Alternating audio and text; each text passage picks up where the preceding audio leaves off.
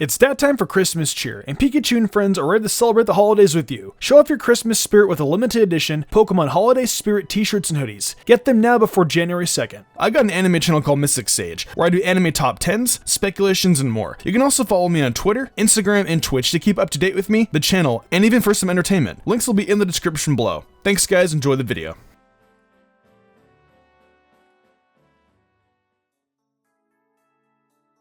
The best team for Pokemon Sword and Shield came out last week, and you guys seemed to enjoy them. However, during the live premiere, some of you guys were disappointed that there weren't enough new Pokemon in the teams, and I can understand why some of you guys were upset. When a new game comes out, you of course want to use the brand new Pokemon in the games. I will still stand by in saying that those teams I made were the best possible ones I could have came up with without using new Pokemon. For those that do want new Pokemon though, I have brought a solution for you. We're going to be making a best team of new Pokemon only. So now you guys can have a team with only using new Pokemon. I hope this makes you guys a little happier, as I did actually enjoy making this team a lot. I too share the hype of wanting to use brand new Pokemon, so I feel you guys on that one. Rather than just talking about the new best team though, let me introduce you guys to what a best team is and some of the new Pokemon I'll be using. A best team is a team of 6 Pokemon that are designed for the absolute best performance for its said Pokemon game. The team revolves around a best starter choice and is then made into a team revolving around that best said starter. Each team member is designed to do well against certain gym leaders, the Elite Four members, champion, rival, and the evil team leaders. In the end, we have a team that does well against all the most important battles in game. I will be providing movesets for these Pokemon as always too. TRs and TMs both included. TRs will only be from 3-star raids and below to make your time and my time easier. As for the locations of the TRs, I will leave a list of where to find all of them in the description below from your neighborhood friendly Cerebi. That's pretty much what a best team is and what I'll be doing for it though. But one more quick little announcement that I'm going to be making is that this is going to be a universal team for both Pokemon Sword and Shield to make both our times easier and an equal chance for you guys to enjoy these games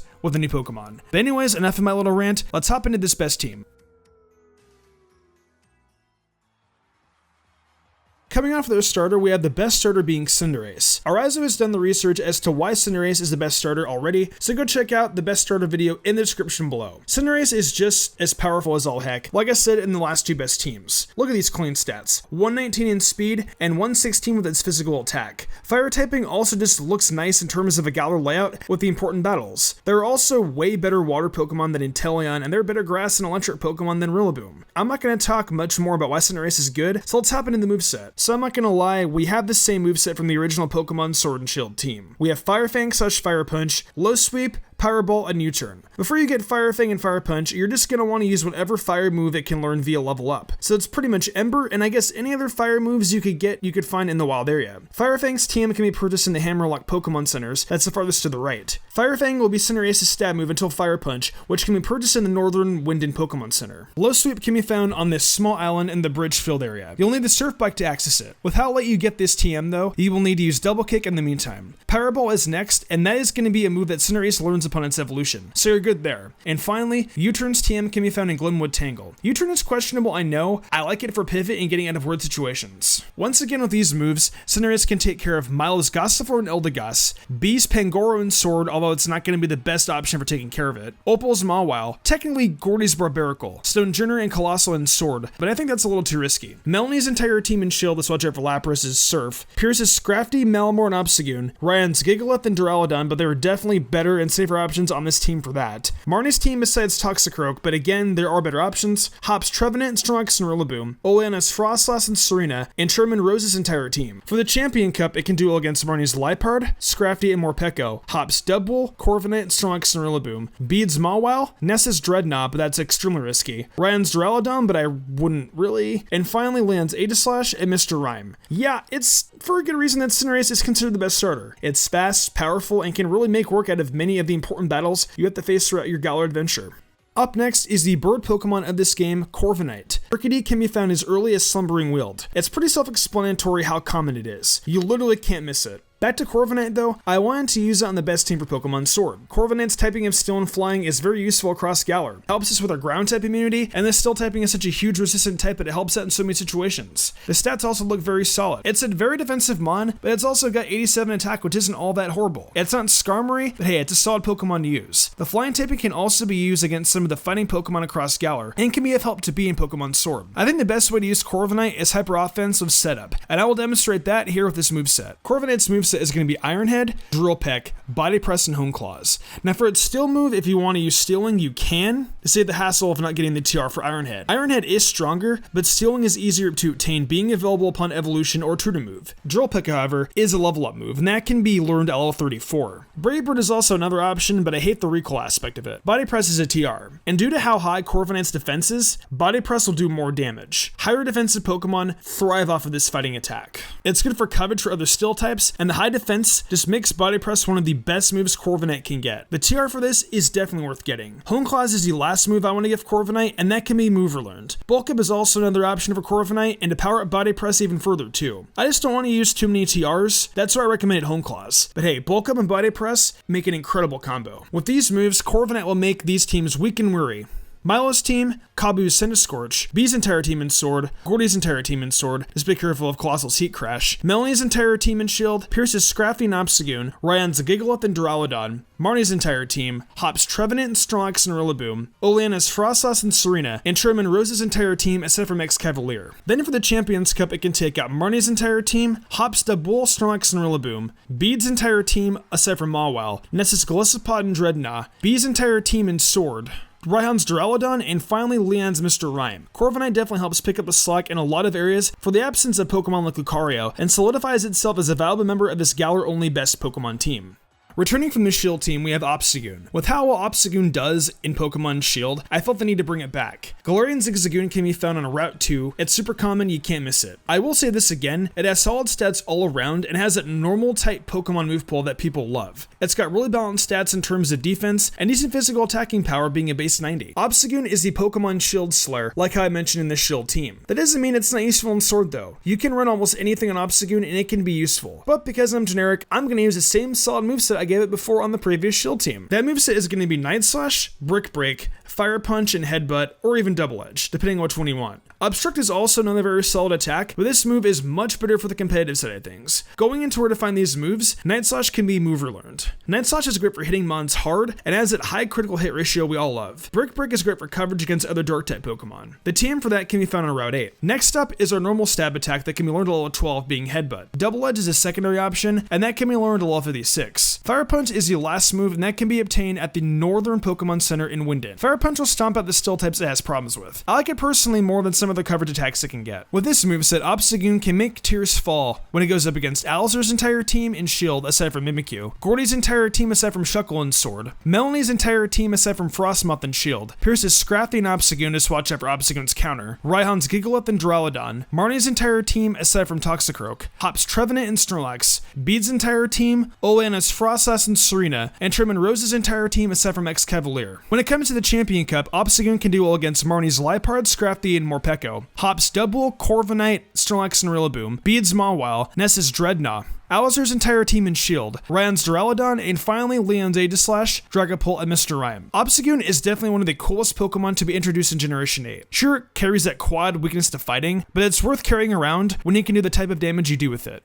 In the fourth spot on this list, we have another returning member from the previous two best teams for Sword and Shield, being Barraskewda. I'm going to keep this entry a little short this time around because I've already talked about it so much. I'm sure most of you understand how powerful this thing is by now. You can capture yourself an Arrokuda in Holeberry, or on Route 2, and then you can evolve at level 26. Now that you know how to get it, let's hop into the moveset. So yeah, Barraskewda's moveset is going to be the exact same as it was on the last two best teams. Surprising, right? Liquidation, Psychic Fangs, Poison Fang, and Ice Fang. I know some of you might be upset by that or find it boring, but the fact of the matter is that these are legit the best moves it can take advantage of to help us best through this Galar journey. Liquidation is one of the best stab water moves that Barraskewda can learn, and it can be learned at level 48. Just use the earlier water moves until that point though. Psychic Fangs is the next move, and that's all for the fighting types in this region. That will be a TR move and can be found in Pokemon in Den 2. Next is Poison Jab, and that's here for all the fairy Pokemon that we have to go up against. That is also a TR, and it can be found in Den 29. And finally, there's Ice Fang, which is a TM found in the rightmost Pokemon Center in Hammerlock. Once again, with these moves, Barraskewda can skewer Kabu's team,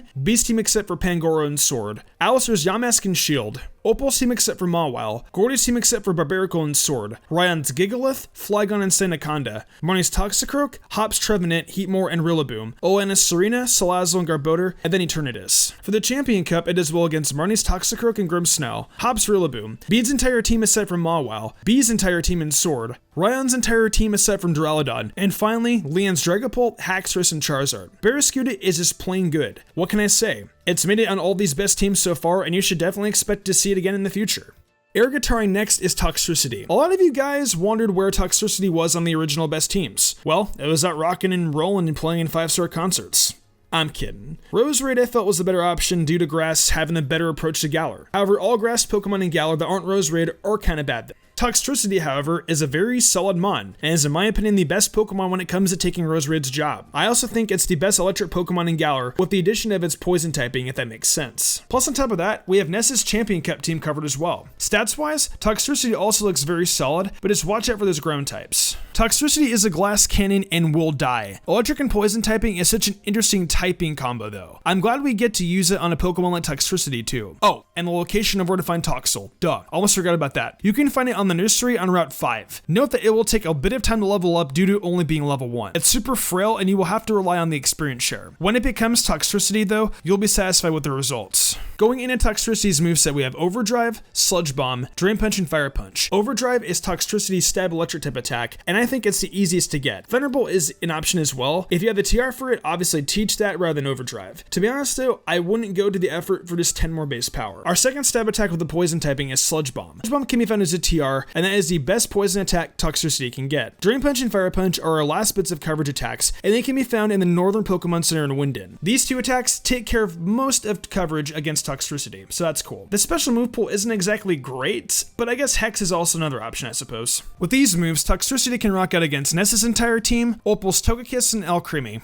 Gordy's Barbarical and Sword, Melanie's Lapras and Shield, Hop's Rillaboom, Oleana's Frostlass, Serena and Milotic, and Trim and Rose's entire team. In the Champion Cup, it takes care of Marnie's Liepard, Scrafty, Morpeko, and Grimmsnarl, Hop's Double, Corviknight, Snorlax, and Rillaboom, Bede's entire team, Ness's entire team, Besalucha and Sword. And finally, Leon's Aegislash, Mr. Rime, Inteleon, and Charizard. Now, one thing that I need to tell you guys about Inteleon is that Inteleon has Mudshot. Mudshot will destroy Toxtricity, so be very, very careful. I'm dead serious. Make sure it's over-leveled when it comes to taking on that Inteleon, because in my Shield playthrough, I got KO'd so many times, so watch yourselves. I thought Toxtricity is a really good fit here though, and maybe I should have considered using it on the original best teams over Roserade. Yeah, it carries over that 4 times weakness to ground, but Electric and Poisonous do really nice together as a combo. And come on, it's just such a cool looking Pokemon. It should have made it for that reason alone.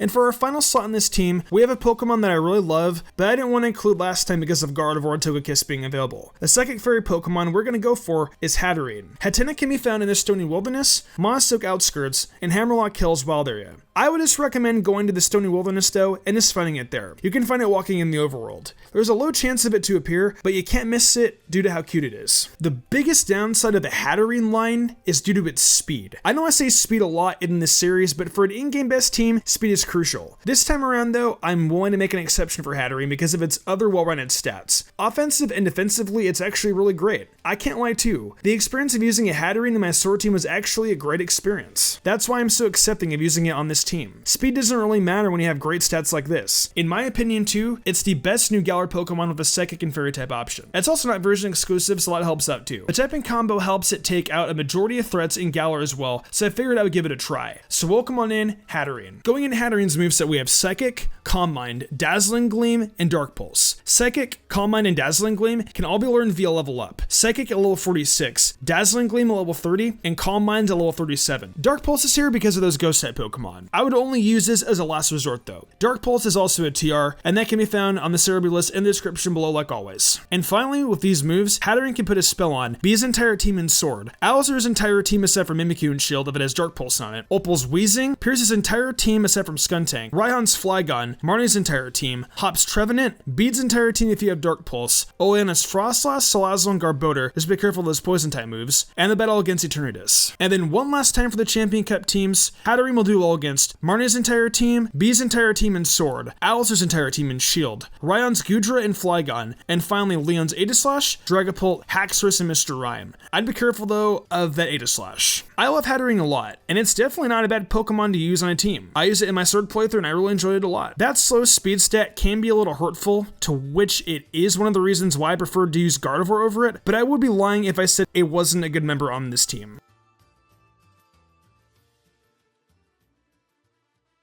Well, that pretty much wraps up this best team for Sword and Shield, new Pokemon only. Some Pokemon were on here before, yes, but they are so good that I couldn't not have them on here. They are broken, and there is a reason why they were on the best teams last time as well. But anyways, I hope it satisfied you guys at least in some way. I love making you guys happy, so I hope it did in some way. What'd you think of the team though? Would you do anything different with it? Let me know down below. If you enjoyed the video, why not leave a like and subscribe to my channel with notifications on, that way you never miss an upload. If you want to support me further, consider following my Twitch where I stream a lot of Pokemon content and all kinds of other Nintendo content like Zelda, Fire Emblem, and much more. Also, I've been reviewing every episode of My Hero Academia Season 4 over on Mystic Sage, so head over there if you're into that too. I would love that a lot. Want to support me further and gain cool perks? Check out my Patreon. Daniel Leone, Lady Crimson, Memory Martin, The Lazy Leo, Matthew Young, Awesome Lego, Jarrett Weiss Austin, Sodden Grider, and Enigma97 did, and I want to thank them personally for going above and beyond. It means the world to me. I think I'm gonna wrap this up though. I'm Mr. Gumbrand, and I will see you in the future for more awesome Pokemon content.